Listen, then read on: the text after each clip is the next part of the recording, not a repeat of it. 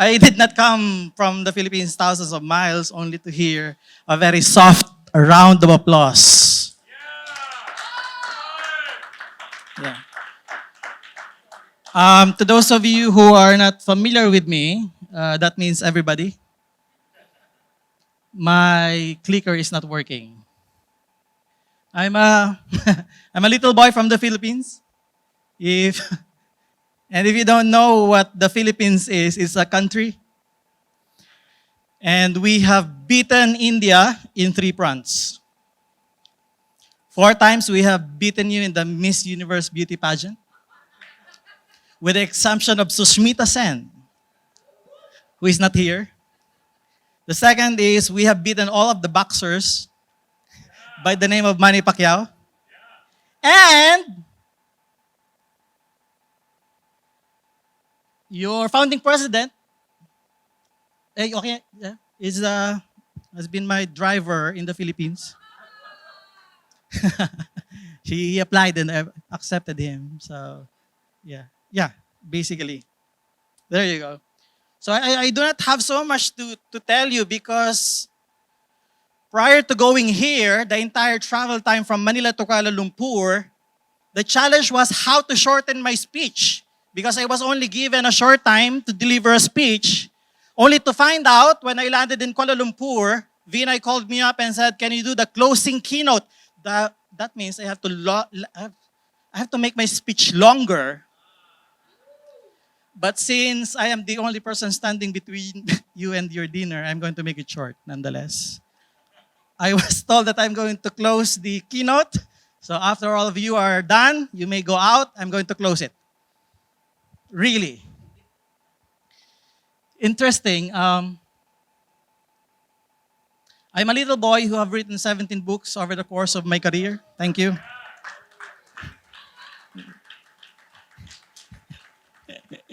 And my very first book, I was able to write in 15 days.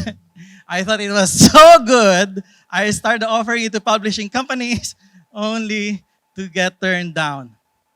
And so I decided to publish myself and publish myself and publish myself. So I think the first thing that I would like to tell you now is if nobody else believes in you, might as well believe in yourself.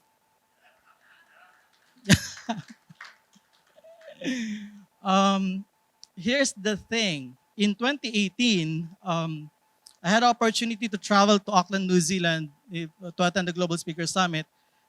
Behind me is the highest lone standing tower in the world called the Sky Tower. And I was there for a mission. And the mission was to become the first ever only Filipino to have represented our country in a Global Speaker Summit. Eventually become the first and youngest board member of the Global Speakers Federation. That's me. Thank you. And the journey did not stop there because a year later, my family and I would travel to what they call Europe. We have visited Venice, Florence, Pisa, Vatican, Rome, Amsterdam, of course, Paris. But for a guy like me who did not have private education, my parents not so well in earning, no business at all. I thought going to some other country, let alone the Europe, it's far-fetched. It was a dream, but it was far-fetched. But I was there for a very important mission. In 2019, I would become the first and only Filipino to speak in that convention called the French and European Speakers Convention. Thank you. I have some more, so please get used to it. Then, by the way, I am really a customer audience centric speaker. So I always put the audience first. But before the audience, I'm going to talk about me. So it's me before you. Nonetheless, yeah. I'm going to talk about you by talking about me. In 2022, sir.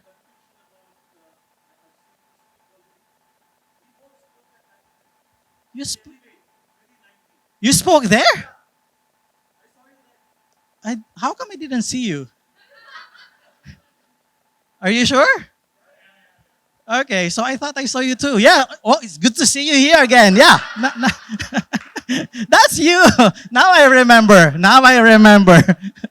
2022, the world started to open up. My family, not my family, my wife and I went to the United Arab Emirates to, uh, not just for leisure. We were there for another important mission. Um, I was so blessed to speak alongside these giants in the industry. So if you're going to guess there's something wrong in that slide, everybody knows that would be, that should not be there. But I was there, and I would have earned the honor to be the only Filipino to have spoken in the world's largest book fair. Thank you. Now, the reason I'm telling you this is because in my journey as a professional speaker for 17 years, I have come to realize that you wouldn't know how far you can go until you decide so badly you want to go there.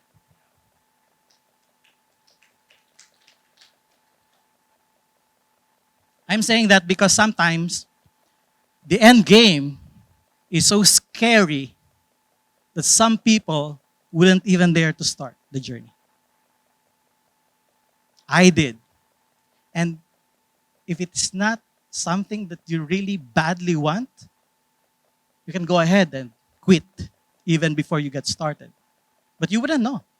If 17 years ago you would tell me I would be a global speaker going here and there, I'm going to tell you, you're lying. Stupid lying.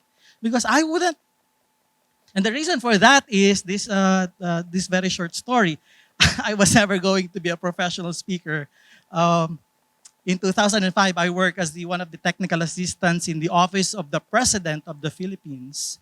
And one day, I was in an event, sitting in the front row. My boss called me up and said, "Lloyd, where are you?" I said, "I'm in the event already. Where are you, boss?" He said, "I'm stuck in traffic. You might as well speak in behalf of me." And I was like, "Boss, you're choppy. I'm not." "Hello, boss. You're choppy. I cannot hear you. Again, speak." And I don't do speaking. When I was a little kid, I would shake. Every time my teacher would call me, it was like really so scared to speak in front of people.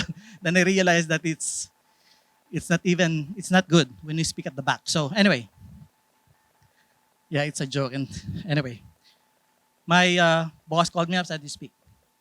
The MC started to introduce me, and when my name was finally called, I stood up. "Ladies and gentlemen, Mr. Lloyd Luna." The audience gave me a round of applause, very loud. The audience gave me a round of applause, very loud. Yes. Yes. And when I stood up, I walked like this. Like negative 20 kilometers per hour. It's the longest walk I have ever done in my life. It's the kind of walk that you don't want to reach your destination. Because when finally you reach the stage, you're going to start speaking and you don't know how it is done. And finally, when I had the microphone, I started uttering words. And for the next 45 minutes, I thought, I messed up. My audience got confused. You know how I knew? Because I also got confused with my presentation. So I don't think they get it. When I went down from the stage, I had to confront myself saying, do I do it again or never do it again? And the thing was, at that fateful day, I made the decision to do it again, to be judged again, to make mistake again, to be misunderstood again. Because I thought maybe there's something for me in here. I wouldn't know that, but maybe there's something in me that I can still explore, so that eventually I can excel, so that eventually I can expand.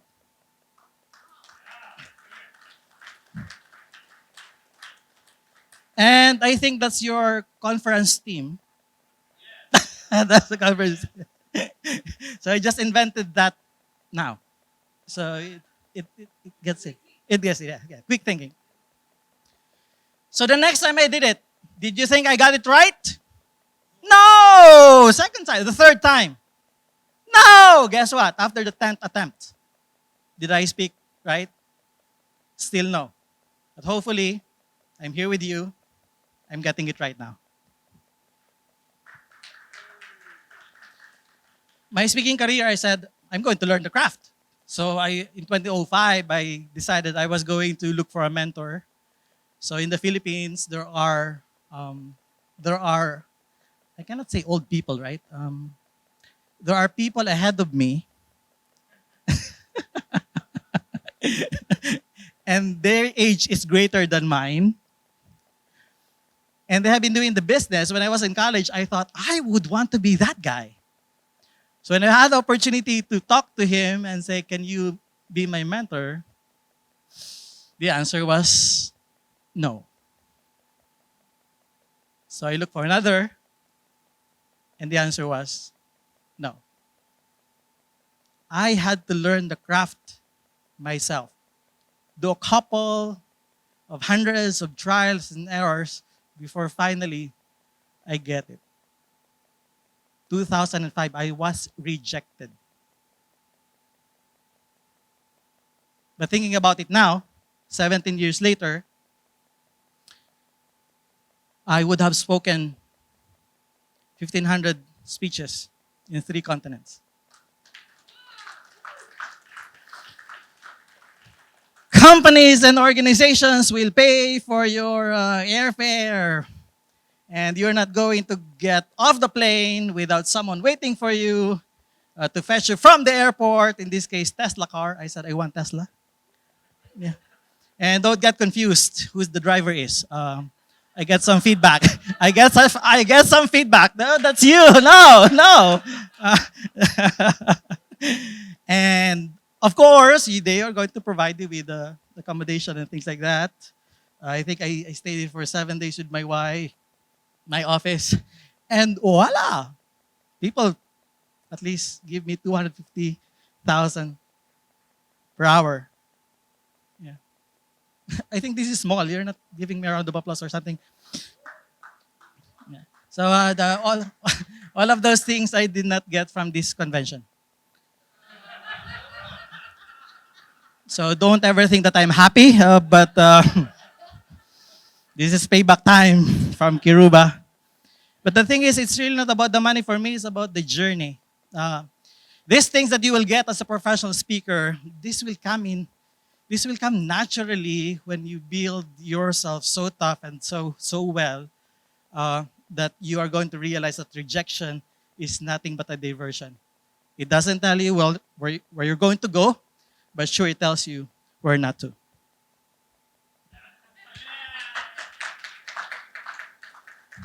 How do you do it here? Self-service? Like if you like what you said, you give yourself a round of applause or something. Self-service. So if you decide, those of you who are not yet members, if you so decide to be a professional speaker, rejection will always be there in the exploration part. And it's not a good feeling when you get rejected. Yes or no? Yes or no? But it doesn't mean that when you get rejected, you have to feel bad about yourself, because rejection is supposed to save you from not hurting yourself and therefore not hurting others when you're hurt. Rejection is there to give you a sort of a redirection where you should not go. The second thing that I would like to share with you is that there's hard work in excellence, and you don't excel by beating everybody in the room. You excel by beating your old self to help others beat their old selves too, to make them excel in what they do. And this is where we are as of the moment. Our peers in the industries are never our competitors. They are our friends, our brothers, members of the tribe. And lastly, because Kiruba has been clicking the slide, even if I don't ask him yet, which means time is up. I can read. Gestures, I think. Finally, there's always a risk in expansion. You don't expand by being the same person. You expand by risking what you've got, what you've earned over the years, in exchange of what you really want. So in closing, Can I make a prediction for you? Okay.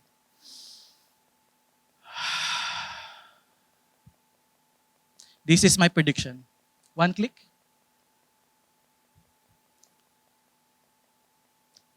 Yeah, there's nothing in your future.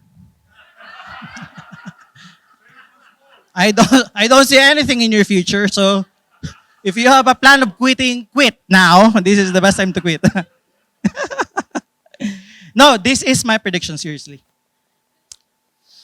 10 years from now, I believe if you're not dead, you're alive. And you don't have to think about it. It's, it's something that will happen really. But here's the question. If 10 years from now, you're still alive and therefore not dead, what kind of business are you going to have? 10 years from now, if you're not dead and still alive, would you be able to tell yourself that you're one of those who serve as a foundation for the future of professional speaking in India? Because